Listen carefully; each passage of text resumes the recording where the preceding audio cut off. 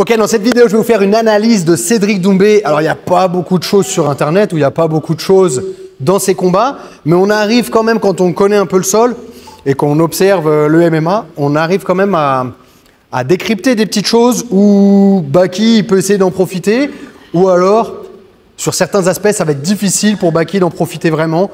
Voilà, on va parler tout de suite. La première chose, forcément, c'est debout où il est.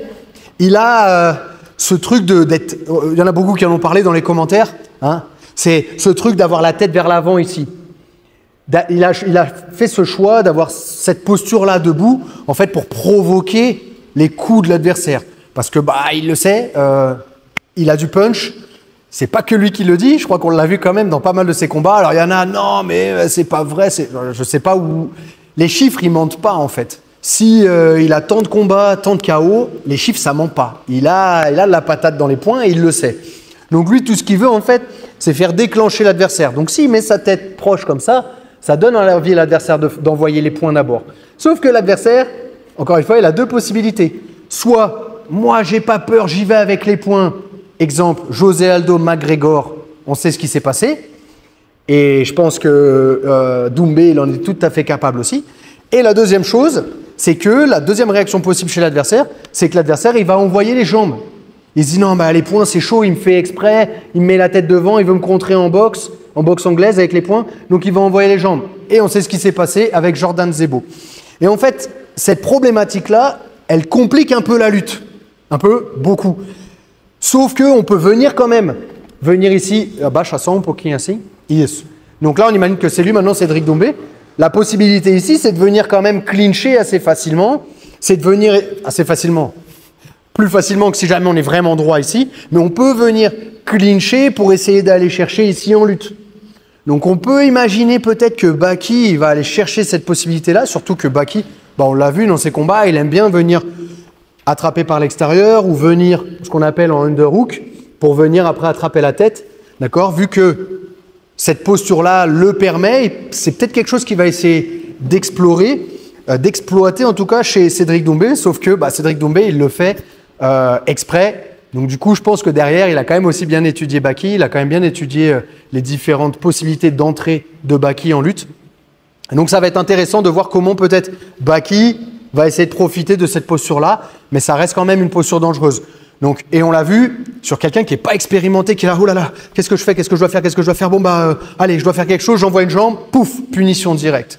Il y en a, il faut lui envoyer des kicks, Non, mais l'autre, c'est un... Cédric Doumbé, c'est un champion du monde de kickboxing, c'est pas une merguez. Donc, on ne peut pas lui envoyer des coups, des kicks, comme ça, sans aucune préparation. Et c'est ce qui s'est un peu passé dans ces combats. Donc ça, c'est la première chose. Donc, la posture debout, dangereuse, mais donne la possibilité de venir ici clincher parce que la tête n'est pas loin. Ok? Maintenant, on va voir comment Cédric Doumbé peut-être va venir travailler ici quand il se fait attraper. Ça, c'est le premier point. Le deuxième point, excusez-moi, je regarde ce que j'ai écrit pour pas vous dire de bêtises. Ok, on le sent. Donc, une fois qu'il est collé, une fois qu'il est en situation de lutte ou de sol, on le sent quand même pas du tout serein.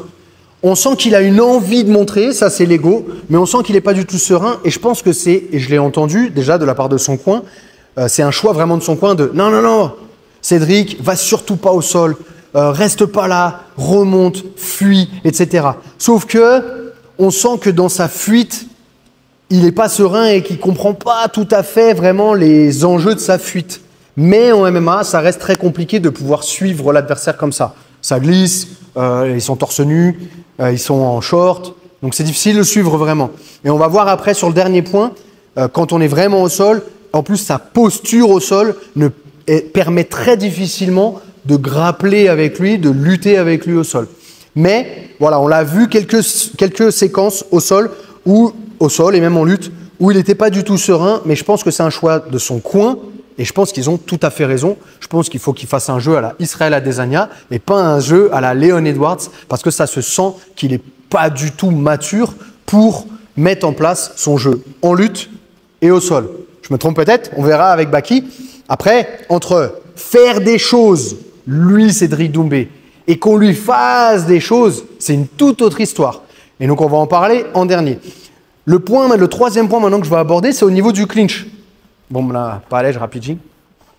Donc on l'a vu, on voit qu'il a travaillé des séquences, des séquences qui sont très simples, mais encore une fois, c'est pareil, on ne le sent pas super à l'aise. Et j'ai l'impression, du peu que j'ai vu, du peu qu'on a pu voir, c'est vraiment très très peu, c'est des quelques secondes qu'on le voit contre la cage, où on le voit, je trouve que c'est dommage parce qu'on ne le voit pas assez profiter peut-être de ses genoux, de ses coudes, de ses poings. Peut-être qu'il n'aime pas ça, ou peut-être qu'il n'a pas trouvé les angles. Mais voilà, il a fait un jeu assez simple. C'est ici, bras à l'intérieur, bras au poignet. On entend beaucoup son coin lui dire la tête sous le menton. Donc on le voit avec la tête sous le menton ici. Travailler un petit peu, mettre la pression. On le voit aussi mettre son bassin loin. Il n'a pas choisi d'être collé à l'adversaire. Il a choisi plutôt d'avoir le bassin loin. Alors est-ce que c'est peut-être pour plus tard envoyer des genoux, envoyer des coudes, je ne sais pas. Mais en tout cas, il a choisi d'avoir cette attitude-là, de mettre la pression avec l'épaule et la tête sous la tête et de rester là. Et en fait, je pense que cette position-là lui permet aussi de, dès que ça sent le roussi, ressortir. Je pense que c'est pour ça qu'il y a ce choix-là de distance avec le bassin et d'avoir ce choix d'attraper le poignet et pas venir complètement serrer, me coller à l'adversaire. C'est plutôt de je suis ici, je gagne un peu de points, je gagne du temps et je gagne des points. Boum. Dès que ça sent le roussi, dès que je sens que mon adversaire commence un peu à me mettre en difficulté ou qu'il commence à réagir techniquement, boum, je ressors et on revient au milieu. Ok? Donc ça, c'est les petits trucs qu'on a vus.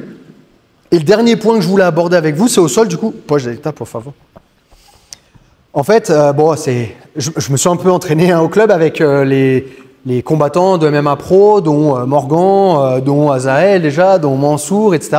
Et en fait, ce qu'on remarque chez les combattants de MMA, c'est un truc qu'on ne voit pas beaucoup en JJB, en lutte à livrer au sol. C'est le fait d'avoir le bassin loin. Donc, on va se mettre. D'accord? Donc, en fait, il va venir. Ce qu'il fait, il a son bassin loin comme ça. Ses fesses, elles sont loin. Et en fait, le fait d'avoir les fesses loin, ça donne une distance entre mon adversaire et moi. Et ça me permet, encore une fois, de ne pas accepter le grappling de l'autre, le jeu au sol de l'autre. Et ça, c'est quelque chose de très, très, très embêtant pour des grappleurs. Alors, pour des gens qui ont un très haut niveau en grappling, ça ne va pas forcément les déranger. Après, bon, il y a l'histoire des frappes. Tout dépend, le grappleur, si il arrive à supporter plusieurs frappes. Mais en général, un grappleur, dès qu'il s'en prend 1, 2, 3 au sol, ça commence à être compliqué de faire du sol. Okay? Du coup, lui, il a vraiment choisi cette position-là. Il n'a pas choisi cette position de venir mettre du poids sur l'adversaire et de venir fatiguer avec le poids. Non. Parce que là, j'accepte en fait le jeu au sol. Lui, ce qu'il a choisi, c'est fesses en arrière. Et là, il contrôle. Il met un peu de poids, il gagne du temps. Il n'essaie pas forcément de profiter de cette position-là pour vraiment frapper encore. Je pense que ça va arriver au fur et à mesure du peu qu'on a vu pour l'instant. Et on le voit surtout ici, boum, gagner la position, mettre l'autre en difficulté, paf, peut-être venir un peu frapper, mais dès que ça sent le roussi, Cédric, relève-toi, boum, on l'a vu qu'il se faisait attaquer. Vai no ataca minha perna com essa perna aqui. Isso. On l'a vu, exact, parfait. On l'a vu se faire attaquer la jambe ici, et on l'a vu pas du tout serein, ou peut-être qu'il a l'habitude ou autre. Il fait une sortie un peu, je veux retirer ma jambe. C'est pas forcément la sortie la plus technique, donc c'est pour ça que je dis qu'il n'est pas super serein au sol, mais ça marche très bien. En MMA, ça suffit de faire une sortie comme ça, de tirer la jambe, boum, se relever ici et de demander à l'autre de se relever. Ok, donc ça peut suffire, mais encore une fois, ce que je dis, c'est voilà, on entend beaucoup je suis serein, je suis bien au sol, j'ai hâte de montrer ce que je donne et tout machin. Bon, déjà, je pense pas que ce soit une bonne idée pour lui. Mais en plus de ça, ça se voit qu'il n'est pas super serein et qu'il n'a pas encore beaucoup d'expérience et beaucoup de pratique par rapport au combat au sol. Mais encore une fois, entre faire quelque chose et lui faire quelque chose, c'est pas la même chose. Lui faire quelque chose, je le vois mal aller prendre le dos, sauf si l'adversaire il s'est fait vraiment toucher, il s'est fait prendre le dos, etc. Fatigué. Pas de souci, tout le monde devient ceinture blanche dès qu'on se prend des coups dans la tête, dès qu'on est fatigué. Rodolfo Vieira à l'UFC, il s'est fait soumettre, alors que c'était une légende dans notre sport. Il s'est fait soumettre après se prendre des coups de coude, des coups de poing dans la tête, fatigué, etc. Il avait envie de « c'est bon, j'arrête ». Ok. Maintenant, c'est un truc vraiment important. Pour faire quelque chose à Cédric Doumbé, je pense que c'est très compliqué. Maintenant, pour que lui, il fasse vraiment quelque chose en lutte et au sol, je pense que pour l'instant, c'est beaucoup trop tôt. Et heureusement que peut-être dans son coin, ils lui disent surtout, t'enflamme pas, dès que tu es au contact, relève-toi, ou dès que tu es au contact, sors du contact et reviens debout. Voilà, ça c'est mon analyse. Je suis désolé, il n'y a pas énormément de vidéos sur lui, il n'y a pas beaucoup de contenu, lutte, combat au sol. Mais c'est ce que j'ai pu observer, en tout cas, encore une fois, dans son attitude et comment il réagit quand il est au contact, que bah, c'est un débutant au sol. Mais attention, c'est un débutant à qui vous allez avoir beaucoup de mal à faire des positions parce qu'il choisit des placements où il ne s'engage pas du tout avec l'adversaire. Voilà, j'espère que vous avez apprécié. Commentez, likez, abonnez-vous. Et puis, bah, on se voit, j'espère, un jour au NR Fight ou au Brésil sur mes camps d'entraînement. Toutes les informations sont dans la description. Et puis, bah, on se voit dans une prochaine vidéo. Merci à tous. Ossa!